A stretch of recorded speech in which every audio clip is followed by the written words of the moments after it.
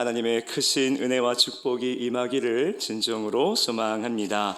이 시간에는 내 발에서 신을 벗으라 라고 하는 제목을 가지고 함께 말씀을 나누도록 하겠습니다.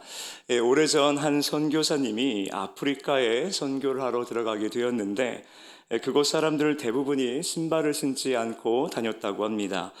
거칠고 뜨거운 대지 위를 맨발로 다니다 보니까 이 발이 어떻게 되겠습니까? 언제나 그들의 발은 상처투성이였습니다. 그 모습을 안타깝게 여겼던 선교사님이 이 신발을 주려고 했는데 평생 신발을 신어본 적이 없는 원주민들이었기에 그 신발을 달갑지 않게 받았다는 것입니다. 계속 신발을 신겨주고 신어보게 하고 또한 걸어보게 하였더니 이 원주민들이 처음에는 불편해했다가 신발을 신고 시간이 지나니 어땠겠습니까? 이제 그 신발의 기능을 알게 된 것이죠. 편하고 안전함을 경험을 하게 됐습니다. 그래서 선교사님이 주신 신발을 열심히 신다가 그 신발이 헤어질 때가 되면 다시 선교사님을 찾아오게 되었고, 선교사님은 새 신발을 내어주면서 그때부터 본격적으로 복음을 제시하셨다고 합니다. 이 이야기를 듣는데 참 여러 가지 생각이 들게 되었습니다. 여러분, 우리가 평생 익숙하게 살아온 것들을 내려놓고 새로운 것을 받아들인다라고 하는 것은, 또한 새로운 것을 맞이한다라고 하는 것은 사실 쉬운 일이 아닙니다. 평생 맨발로 다녔던 사람에게 이 신발이 어색하고 불편했던 것처럼, 또 어색했던 신발이었지만 신다 보니 편안함과 안전함을 느꼈던 사람이 다시 맨발로 돌아간다라고 하는 것은 참 어려운 일입니다. 우리의 인생도 마찬가지인 것 같습니다. 익숙한 것, 평생 내가 편안하고 안적하고 안전하다라고 여겼던 것들을 내려놓는다는 것은 사실 쉽지 않습니다. 오늘 본문 말씀을 보면 하나님 여호수아에게 한 가지 명령을 하시는데 내 발에서 신을 벗으라 명령을 하십니다. 자, 그러면 하나님은 여호수아에게 지금 무엇을 내려놓으라고 요구를 하고 있는 것일까요? 하나님께서 여호수아가 반드시 내려놓아야 될 것들, 여호수아가 반드시 벗어버려야 됐던 그 신은 무엇을 의미하고 있는 것일까요? 오늘 우리가 이 본문 말씀을 통해 이것을 풀어가기를 원하는데, 이것을 이해하기 앞서 오늘 본문의 전체적인 배경적 상황을 먼저 이해하도록 하겠습니다. 자, 하나님 아브라함에게 주신 그 언약을 기억하셔서 애굽에서 430년 동안 노예 생활하던 이스라엘 백성들을 하나님 선택하여 그들을 불러내셨습니다. 하나님 이스라엘 백성들이 애굽에서 노예 생활하기 약 500년 전에 아브라함에게 한 가지 약속을 주셨는데, 그 약속이 바로 그들의 자손 가운데 가나안 땅을 주시겠다라는 약속을 주셨습니다. 하나님은 그 언약을 기억하셨고 그 언약을 신실하게 성취해 주신 사건이 바로 출애굽 사건이었습니다. 그렇게 이스라엘 백성들을 출애굽하셔서 하나님은 이스라엘 백성들을 언약의 땅 가나안으로 그들을 인도해 가십니다. 그리고 그 인도하심 가운데 하나님 수많은 기적과 이적들을 보여주셨죠. 10가지 재앙으로 시작을 해서 홍해가 갈라지는 등 하나님이 이 모든 만물의 주권자이심을 이스라엘로 하여금 보여주셨습니다. 그렇게 하나님의 놀라운 역사로 홍해를 건너온 이스라엘 백성들은 광야에 도착을 하게 됩니다. 이 광야에서 가나안까지의 거리는 성경에 기록되기를 약 11일이면 갈 수 있는 거리였습니다.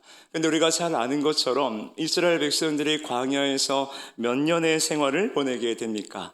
약 40년의 생활을 광야에서 보내게 됩니다. 여러분, 11일이면 갈 수 있는 거리를 그들이 광야에서 40년 동안 머물게 된 것은 다른 이유가 없습니다. 바로 이스라엘 백성들의 불신앙과 불순종이 이유였습니다. 하나님은 먹을 것을 달라는 그들에게 무엇을 주셨습니까? 만나를 주셨습니다. 이스라엘 백성들 하나님의 놀라운 은혜로 만나를 경험을 했는데 또다시 그들은 불평하게 되죠. 아니, 하나님 참 융통성도 없으십니다. 어떻게 사람이 만나만 먹고 살 수 있습니까? 큰 손실을 나고 있으니 단백질을 좀 허락해 주십시오. 그러자 하나님이 무엇을 내려주셨습니까? 메추라기를 내려주셨습니다. 메추라기를 먹던 그들이 만족을 했습니까? 만족하지를 못합니다. 아이고 하나님, 단백질만 먹다 보니 목이 마릅니다. 그러자 하나님께서 반석의 물까지도 내어주셨습니다. 여러분, 이런 놀라운 은혜를 입었음에도 불구하고 이스라엘 백성들은 놀랍게도 단 한순간도 단 한 번도 하나님을 온전히 섬긴 적이 없습니다. 그렇기에 11일이면 갈 수 있는 그 거리를 40년간 불순종하면서 낭비하는 세월을 보내게 된 것이죠. 그렇게 불순종의 40년을 보내고 마침내 이스라엘 백성들은 그 약속의 땅, 가나안 땅을 목전에 둔 요단강 앞에 서게 되었습니다. 자, 그렇게 이스라엘 백성들이 이제 요단을 건너서 드디어 가나안에 들어오게 되었습니다. 그리고 이제 이스라엘 백성들은 실질적으로 가나안을 정복해야 되는 상황에 도달을 하게 됐습니다. 그리고 이스라엘 백성들을 하나님이 처음으로 인도한 곳, 이스라엘 백성들이 처음으로 마주하게 된 곳이 바로 여리고였습니다. 그런데 이 가나안과 전쟁을 치러야 되는 이스라엘 백성들에게 하나님 조금 이해가 되지 않는 명령을 한 가지 주십니다. 말씀을 보실까요?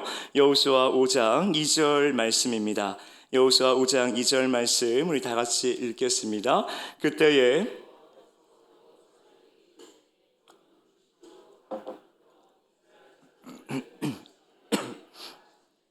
자, 하반절을 보니까 하나님 지금 전쟁을 앞둔 이스라엘 백성들에게 무엇을 명령하셨습니까? 할례를 행하라 명령을 하십니다. 여러분 한번 생각해 보십시오. 이제 이스라엘 백성들은 좋든 싫든 가나안 족속과 전쟁 치러야 됩니다. 이스라엘 백성들은 430년 동안 애굽에서 노예 생활을 했고 노예 생활을 청산하고 난 후에 아무것도 없는 광야에서 40년의 세월을 보냈습니다. 군사훈련 해본 적 없습니다. 군사작전 세워본 적 없습니다. 이 지금 하나님께서 이스라엘 백성들에게 군사훈련을 좀 가르쳐 주시고 좀 좋은 작전을 가르쳐 주시는 게 맞는 것 같은데 하나님 지금 이스라엘 백성들에게 할례를 명하셨다는 것입니다. 여러분, 할례가 무엇입니까?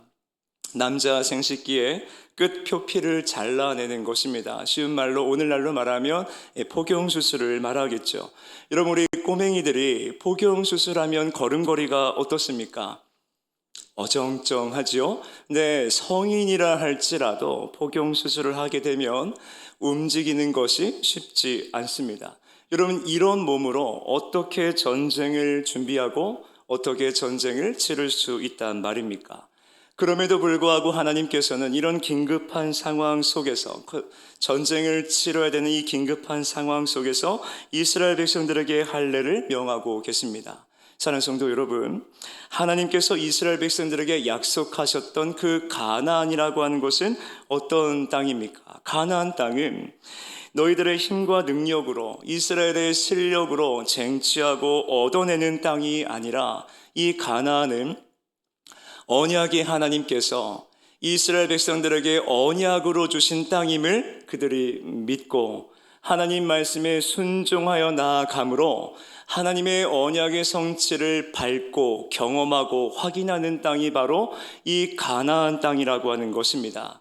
이 구약에 나타난 하나님께서 당신의 백성들에게 명령하셨던 할례는 육체적 의미로는 너는 생물학적으로 죽은 존재이다 라는 것을 의미하고 있고, 이 할례의 영적인 의미는 너는 생물학적으로 죽은 존재이니 이제 너의 힘과 능력과 실력을 의지하지 말고 너는 이제 하나님의 힘과 하나님의 능력과 하나님만 의지하고 붙들고 살아가야 된다. 그것이 하나님 나라 백성들의 삶의 원리요, 구원받은 사람들의 정체성이라는 것을 가르쳐 주셨던 것입니다.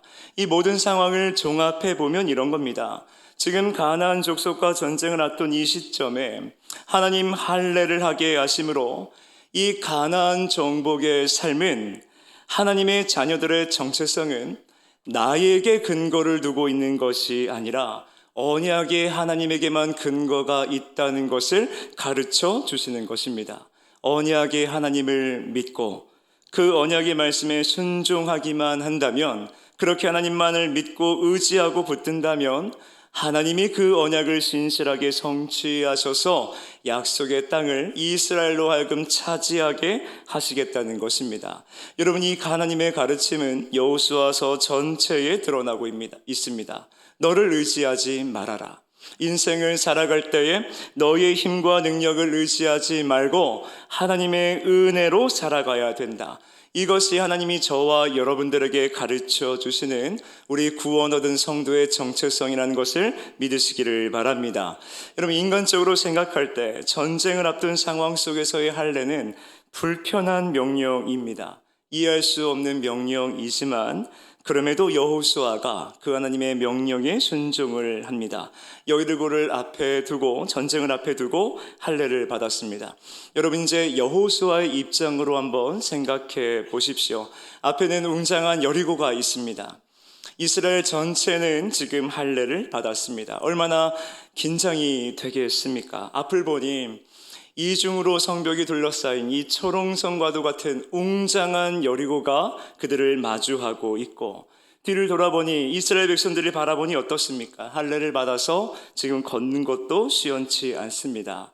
그렇게 긴장되고 두렵고 염려가 되는 상황인데 설상가상 여호수아는 전혀 예상하지 못한 돌발 상황 하나를 만나게 됩니다. 말씀을 한번 보실까요? 13절 말씀입니다. 여호수아 5장 13절 말씀 우리 함께 읽겠습니다. 여호수아가 여리고에 가까이 이르렀을 때에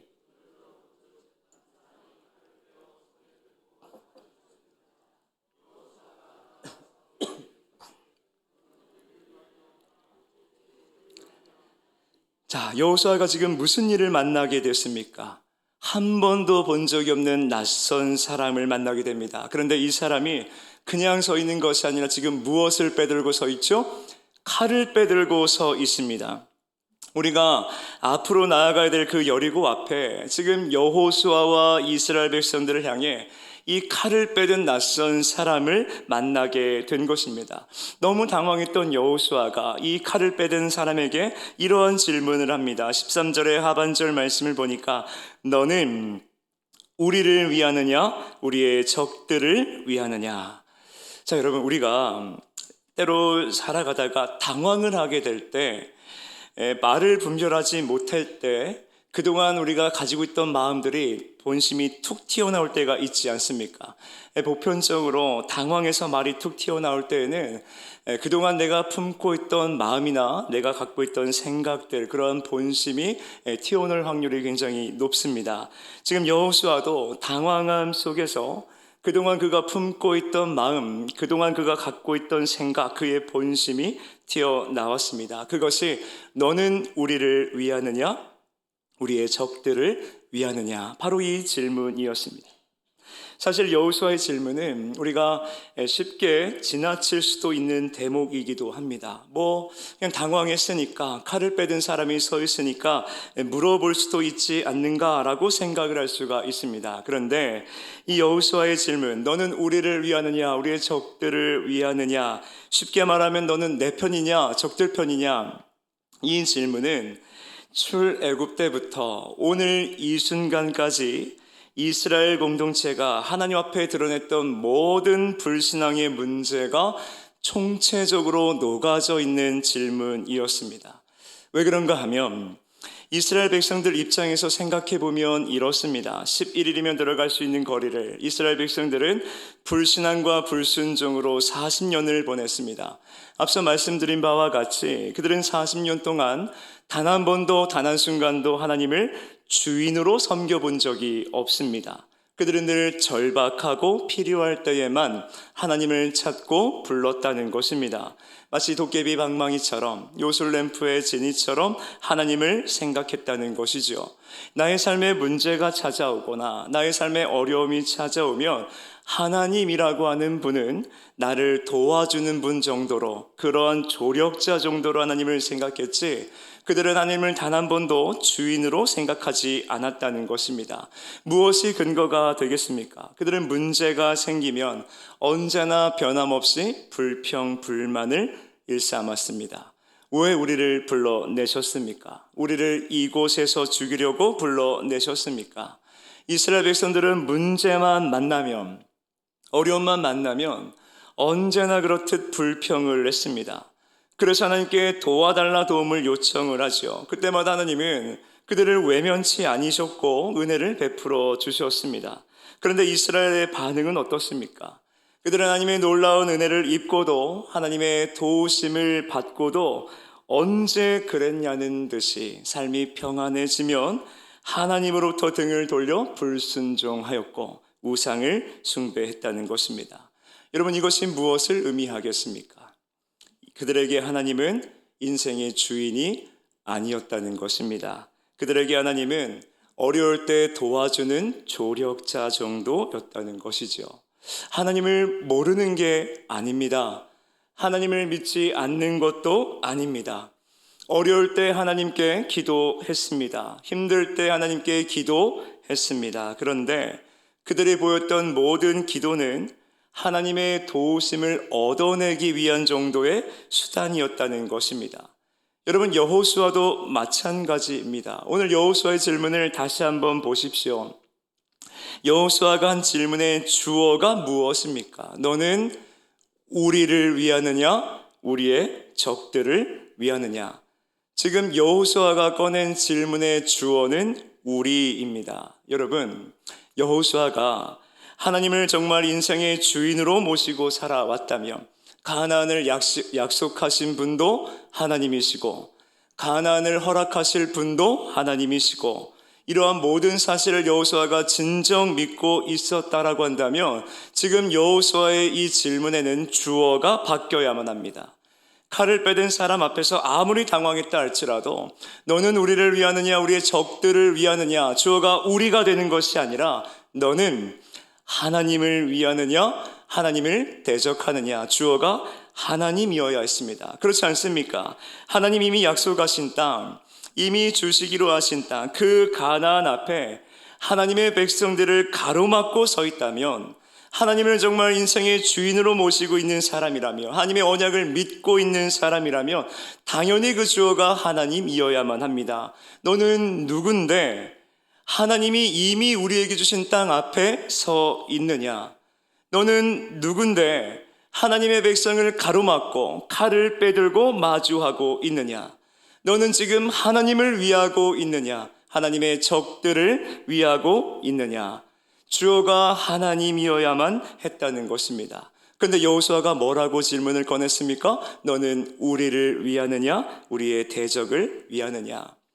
다시 말해 여호수아는 하나님의 은혜는 잊어버리고 하나님의 언약의 말씀도 잊어버리고 하나님께서 그동안 자신을 어떻게 인도해 오셨는지도 다 잊어버리고 지금 이 현실의 상황 속에서 자신에게 주권을 두고 있는 것입니다. 내가 이제 모세의 뒤를 이어서 이스라엘의 리더십이 되었는데, 내가 이 전쟁을 책임져야 되는데, 내가 이스라엘을 가나안 땅으로 인도해 내야 되는데, 내가 이 전쟁을 책임져야 되는데, 지금 여호수아의 인생의 주어는 하나님이 아닌 온통 자신에게 있는 것입니다. 그런데 사랑하는 여러분, 비단 이것이 여호수아에게만 드러난 문제이겠습니까? 오늘을 살아가는 저와 여러분들도 그렇지 않습니까? 우리 하나님 모르는 거 아닙니다. 하나님을 믿지 않는 것도 아닙니다. 그런데 삶의 현장 속에서 하나님께 모든 것을 내어 맡기며 하나님을 주인으로 모시지 못하는 연약함이 우리의 삶 가운데 얼마나 많이 있습니까? 내가 이 문제를 해결해야 된다. 내가 이 문제를 책임져야 된다. 나의 힘으로 뭔가를 만들어내야 된다. 내 실력으로, 내 능력으로, 나의 어떠함으로 이 모든 문제를 해결해야 된다. 우리의 하루의 삶을 한번 돌아보십시오. 하루의 대부분은 하나님으로 채워지는 것이 아니라 나 자신을 의지하는 시간으로 채워지고 있지는 않습니까? 기도를 많이 하고 있습니다. 그런데 기도를 많이 하고 있지만 어떻습니까? 정작 내 마음에는 이미 계산이 되어 있습니다. 이미 내 마음 가운데 방법을 찾고 있고 사람을 의지하고 사람을 찾고 있지는 않습니까? 우리의 삶 가운데 실적이 주인되어 있고 감정이 주인되어 있고 나의 체면이 주인되어 있고 나의 통장이 주인되어 있고 나의 하루의 삶 가운데 찾아온 수많은 선택의 순간 앞에서 결국 나 자신이 주인되어 있는 모습이 오늘 저와 여러분들 안에 있지는 않습니까? 하나님 모르는 거 아닙니다. 하나님 믿지 않는 것도 아닙니다. 다만 두려움이라고 하는 것이 저와 여러분들의 발걸음을 이끌어가고 이 계산이라고 하는 것이 우리의 정체성을 이끌어가고 그리하여 하나님이 아닌 염려에 내 마음이 지배당하고만이 하나님을 찾지 못하고 나에게서만 방법을 찾고 있다는 것입니다. 어쩌면 오늘 우리도 하나님이 주인이 아닌 나 자신을 주인으로 모시고 있는지도 모릅니다. 사랑하는 여러분, 이것은 바로 우리 모두의 연약함입니다. 그리고 하나님께서 이 말씀을 통해 드러내시는 저와 여러분들의 신앙의 민낯인 줄 믿습니다.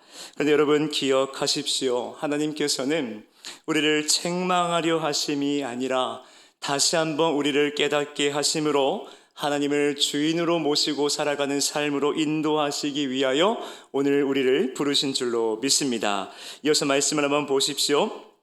이 여호수아의 본심을 들은 칼을 빼든 사람이 뭐라고 대답을 하는지 한번 말씀을 보십시오. 14절 말씀입니다. 다 같이 한번 읽어볼까요? 그가 이르되 아니라 나는 여호와의 군대의 대장으로 지금 왔느니라. 자, 여호수아의 본심을 들은 칼을 빼든 사람이 뭐라고 대답합니까? 아니라 라고 대답을 합니다. 이것은 여호수아의 질문 전체를 부정하고 있는 말입니다. 아니라 나는 너를 위해 온 것도 아니고 너를 대적하는 이들을 위해서 온 것도 아니라 이 부정을 하고 있습니다. 그리고 이어서 뭐라고 말씀을 하죠? 나는 여호와의 뭐로 왔다고요? 군대 대장으로 지금 왔느니라. 자, 여기서 말하는 여호와의 군대 대장이라고 하면 여러분들의 머릿속엔 어떠한 그림이 그려지십니까? 아마도 우리의 머릿속에는 하늘의 군대, 천상에 있는 하나님의 군대가 그려지게 될 겁니다. 그래서 이 말씀을 여호와의 군대 대장으로 왔다, 이 말씀을 우리가 들을 때 하나님께서 당신의 군대, 천상의 군대를 이 여리고 전투 앞으로 보내주셔서 이스라엘 백성들을 도와주신 지원군을 보내셨다라고 우리는 생각할 수도 있습니다. 그런데 앞뒤 전후 문맥과 이 단어를 살펴볼 때 하늘에 있는 하나님의 군대, 그리하여 지원군으로 보낸 것으로는 해석할 수가 없습니다.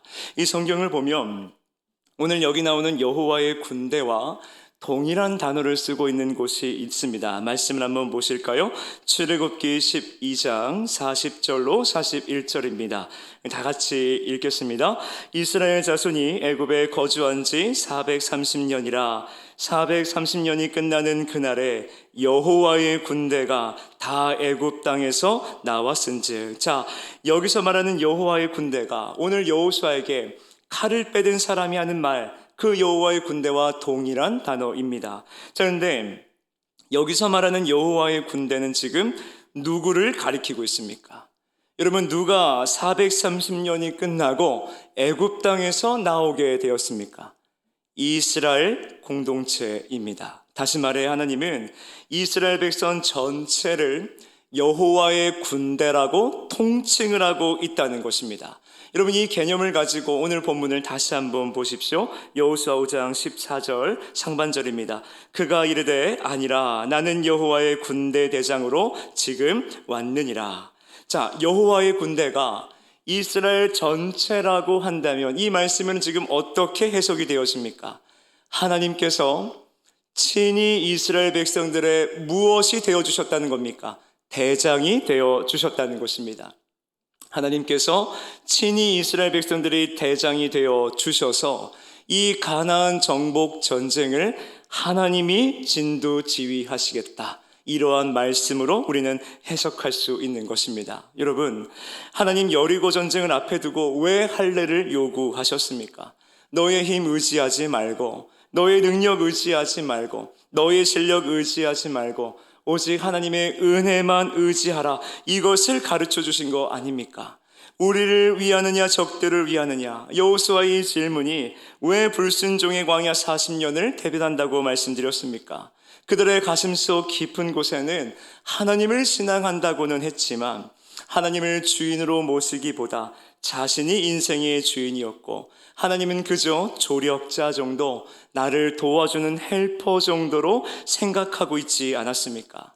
그러니까 하나님은 지금 여호수아에게 찾아오셔서 여호수아와 이스라엘 백성들 가슴속 깊이 여전히 내재되어 있는 그들의 주인 의식을 깨트리고 있는 것입니다. 나는 너희들의 인생의 조력자가 아니다. 나는 너희들의 인생의 대장으로 왔다. 나는 너희들의 인생의 주인으로 왔다. 내가 이 전쟁을 책임질 것이다.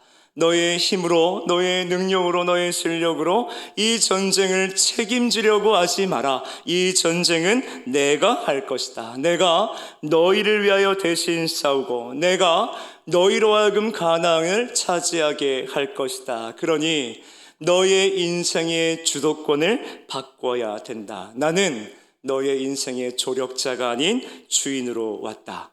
지금 하나님은 여호수아와 이스라엘 백성들 가슴속에 내재되어 있는 그들의 주인의식, 내가 주인되어 있음을 깨트리고 있는 것입니다.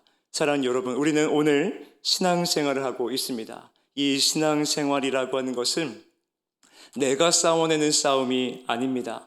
내가 싸워내려고 하면, 내 실력으로, 내 능력으로 싸워내려고 하면 우리는 실수하고 넘어지고 실패할 뿐입니다.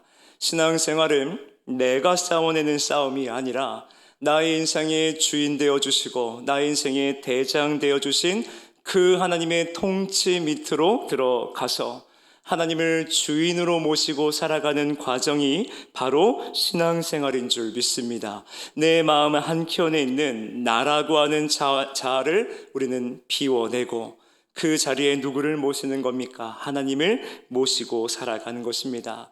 다시 말해 내 인생의 주어를 나에게서 하나님에게로 전환하는 여정이 바로 신앙생활이라고 하는 것입니다. 사랑하는 성도 여러분, 하나님이 내 인생의 주인 되어주셨다라고 하는 것은 우리의 인생을 하나님께서 책임지시겠다는 것입니다. 하나님이 우리의 인생을 책임지시고 하나님이 우리의 인생을 이끌고 가시겠다는 것입니다. 그래서 하나님은 오늘 여호수아에게 말씀하는 겁니다. 여호수아야, 이 가나안 정복 전쟁은 너가 전략을 짜서 하는 전쟁도 아니고 너가 지휘관이 되어서 하는 전쟁도 아니고 너가 책임을 지는 전쟁도 아니란다. 너의 힘과 능력의 근거를 두고 너가 얻어낼 수 있는 땅이 아니란다. 내가 너의 대장이다. 내가 너의 인생의 주인이다. 이 전쟁 내가 진두지휘할 것이고 내가 책임질 것이다. 너희들의 인생을 내가 선택하여 불렀으니 너희들의 인생을 내가 이끌고 갈 것이며 내가 너희들의 인생을 책임질 것이다. 그러니 믿음으로 주를 바라보고 믿음으로 주께 모든 걸 내어 맡기고 오직 주님의 인도하심만 따라오거라. 하나님 오늘 우리에게도 말씀하시는 줄 믿습니다. 자, 그래서 여호수아가 뭐라고 반응을 할까요? 여호수아 5장 14절 하반절 말씀입니다. 여호수아가 얼굴을 땅에 대고 엎드려 절하고 그에게 이르되 뭐라고 고백합니까? 내 주여 종에게 무슨 말씀을 하려 하시나이까? 얼굴을 땅에 대고 엎드려서 뭐라고 고백합니까? 내 주여 종에게 무슨 말씀을 하시렵니까? 여러분, 이것이 무엇을 의미하겠습니까? 내가 그동안 내 인생의 주인 되어 있었구나. 내가 하나님을 신앙한다고 했으면서도 불구하고, 내가 하나님을 믿는다고 말했으면서도 불구하고 내가 주인 되어 있었고 하나님은 그저 나의 어려움을 도와주는 정도의 헬퍼, 조력자 정도로 생각했구나. 하나님, 내가 주인이 아닙니다. 내 인생의 주어는 오직 하나님이십니다. 내 주여 종에게 말씀하옵소서. 지금 여호수아의 이 주권이 바뀌어지게 됐습니다. 여러분, 그렇게 하나님을 주인으로 모시고 자신을 종으로 칭하자 하나님 여호수아에게 명령을 주세요. 15절 말씀 보십시오. 여호와의 군대 대장이 여호수아에게 이르되 내 발에서 신을 벗으라. 내가 선 곳은 거룩하니라 하니 여호수아가 그대로 행하니라. 자, 하나님 뭐라고 말씀을 하셨어요? 무엇을 명령하십니까? 내 발에서 무엇을 벗으라고요? 신을 벗으라 명령을 하십니다. 여러분, 하나님은 왜 신발을 벗으라고 명령을 하셨을까요? 당시에는 그 발을 보고 그 사람의 신분을 구분했습니다. 이 좋은 신발을 신은 사람이면 신분이 어땠을까요? 높은 사람이고, 신발이 좋지 않거나 신발을 신지 않은 사람은 종애였습니다. 노예였다는 것이죠. 그러니까 당시 신발은 주인과 종의 관계를 상징하고 있었습니다. 그런데 이것보다 더 중요한 의미가 있습니다. 결론부터 말씀을 드리면 신발을 벗는다라고 하는 것은 삶의 책임과 권리를 포기하는 것을 뜻하고 있습니다. 삶의 책임과 권리를 포기하는 것을 말합니다. 이 룻기서를 보면 이 사례가 등장을 하는데, 나오미가 엘리멜렉이라는 남편과 함께 살다가 이 베들레헴에 살다가 흉년이 찾아오자 하나님이 금지하셨던 땅 모압으로 이사를 가게 됩니다. 그리고 그곳에서 사랑하는 남편과 두 아들 모두 죽게 되죠. 이제 이 가정에 남은 사람은 나오미와 이 두 며느리 오르바와 룻밖에 없습니다.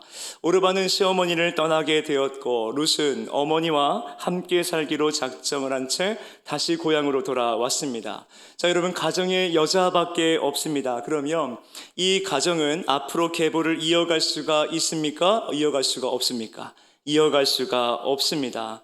그래서 당시 법에는 친족 중에 홀로 된 여인을 책임지는 법이 있었습니다. 그런데 아무도 이 룻을 책임지려고 하지를 않습니다. 바로 이때 나는 너를 책임질 수 없어. 나는 너를 책임지지 않아. 너에 대한 나의 권리와 책임을 나는 포기한다. 이러한 의미를 가지고 어떤 행동을 했는가 하면 신발을 벗어서 내어줬습니다. 다시 말해 신발을 벗는다는 것의 중요한 개념은 책임과 모든 권리를 내려놓고 포기한다는 것입니다. 여러분, 이런 맥락에서 하나님 여호수아에게 왜 신발을 벗으라 명령을 하셨겠습니까?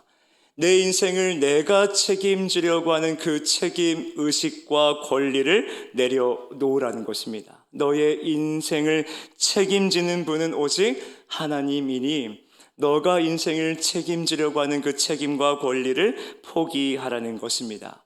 지금 여호수아와 이스라엘은 전쟁의 책임을 자신들에게 두고 있습니다.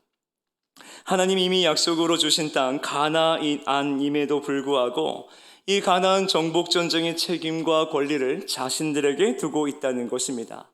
그러니 자신들의 형편과 처지는 커다랗게 보이고, 그러니 자연스럽게 두려움과 불안할 수밖에 없었던 것이죠. 그런 여호수아와 이스라엘 백성들에게 하나님은 내 발에서 신을 벗으라, 너의 인생을 너가 책임지겠다라고 하는 그 무거운 책임과 권리를 온전히 주님께 내려놓으라 말씀을 하고 있는 것입니다. 사랑하는 여러분, 우리가 하고 있는 이 신앙생활의 여정은 나라고 하는 자아를 우리의 대장 되시고 우리의 주인 되신 주님께 내려놓는 여정입니다. 내 안에 나를 비워내고 주님으로 채워가는 것입니다. 내가 주인 삼았던 모든 것들 다 내려놓고 내 주 되신 하나님 앞에 나아가서 그 하나님께 모든 것을 내어 맡기는 것입니다. 내가 어떻게 해서든 살아내보려고 하는 손에 가득 쥐고 있는 것들을 내려놓고 하나님이 친히 내 손에 채우실 공간을 우리는 마련하는 것입니다. 내 힘으로, 내 방법으로, 내 계획으로 살아보려고 애썼던 그 모든 것들, 내가 움켜쥐고 있었던 것들, 걱정, 염려, 계획, 자존심, 욕심, 나의 모든 요력들, 이러한 모든 것들을 다 내려놓고 하나님께서 친히 나의 삶 가운데 채우실 것들을 우리는 마련해 두는 것입니다. 내가 붙들고 있던 것들을 내려놓고 그 안에 하나님을 채워두기 시작할 때 하나님 저와 여러분들의 삶 가운데에 은혜로 채워주신다는 사실을 믿으시기를 바랍니다. 그렇기 때문에 우리는 내가 주인 되어 있는 자기 중심의 신을 벗어야 됩니다. 우리는 쉽게 이야기합니다. 내가 내 생각에는, 내가 보기에는, 내가 판단할 때에는 이러한 자기중심의 신을 벗어야 된다는 것입니다. 그래야만이 우리는 하나님을 바라볼 수가 있습니다. 그뿐입니까? 우리는 염려의 신도 벗어내야 됩니다. 여러분, 우리는 내일 일을 알 수가 없습니다. 미래를 통제할 수도 없습니다. 내일을 허락하시는 분도 하나님이시고 내일을 통치하시고 다스리시는 분도 오직 하나님 한 분뿐이십니다. 내 삶 속에 나의 주인됨을 내려놓고 하나님만 의지하면서 하나님께 내 모든 짐들을 내려놓기 시작할 때 우리의 인생의 주인 되신 하나님께서 저와 여러분들의 삶을 책임지시고 인도하신다는 사실을 믿으시기를 바랍니다. 자, 하나님께서 여호수아라 하여금 내 발의 신을 벗으라 라고 말씀을 하시고 이 여호수아와 이스라엘 백성들을 어떻게 인도해 가실까요? 이 두려움의 대상이었던 여리고, 철옹성과도 같은 여리고, 그 요새 중에 요새라고 불렸던 여리고를 하나님 모래성처럼 무너뜨려 주십니다. 그런데 여러분 보십시오. 전쟁의 전자도 모르는 이스라엘 백성들에게 주신 여리고를 정복하는 방법으로 주신 하나님의 작전이 무엇입니까? 그냥 여리고를 돌라는 것입니다. 사람 정말 돌게 만드는 작전을 주셨습니다. 이스라엘 백성들은 아무것도 하지 않았습니다. 그냥 여리고만 돌고 있습니다. 납득할 수도 없고 설명도 되지 않고 이해할 수도 없습니다. 그럼에도 불구하고 신을 벗고 나를 비우고 나의 주인됨을 버리고 하나님을 주인으로 모신 여호수아와 이스라엘 백성들이 그 하나님의 명령에 순종을 하자 하나님께서는 여전히 그들을 고통스럽게 만들었던 문제, 그들을 괴롭게 만들었던 문제, 그들에게 염려를 주었던 문제, 그들을 두렵게 만들었던 문제를 하나님 허물어 주셨다는 것입니다. 여러분, 이것이 하나님이 일하시는 방법입니다. 때로는 이해할 수 없습니다. 납득할 수 없는 상황들이 찾아올 수도 있습니다. 그래서 우리는 더 이상 순종하지 못하고 멈춰 설 때도 있습니다. 그런데 여러분, 바로 그때 하나님은 우리의 믿음을 보십니다. 이해도 되지 않고 납득도 안 되고 설득도 되지 않는 순간 속에서 너의 신을 벗을 수 있겠느냐? 책임과 권리를 버려두고 하나님께 둘 수 있겠느냐? 작은 믿음이지만, 연약한 발걸음이지만 우리가 주님께로 나아가는 그 순종의 몸짓을 하나님은 보신다는 것입니다. 사랑하는 여러분, 위대한 역사를 경험하고자 하십니까? 그렇다면 위대한 순종으로 나아가시기를 바랍니다. 우리가 위대한 하나님의 은혜의 역사를 경험하고자 한다면 우리는 위대한 순종으로 나아가야 됩니다. 내 삶의 주어를 바꾸시기를 바랍니다. 나에게서 하나님에게로 우리의 인생의 주어를 바꾸기 시작할 때 그때 하나님 놀랍도록 역사해 주실 줄 믿습니다. 하나님 오늘 저와 여러분들에게 명령하십니다. 내 발에서 신을 벗으라.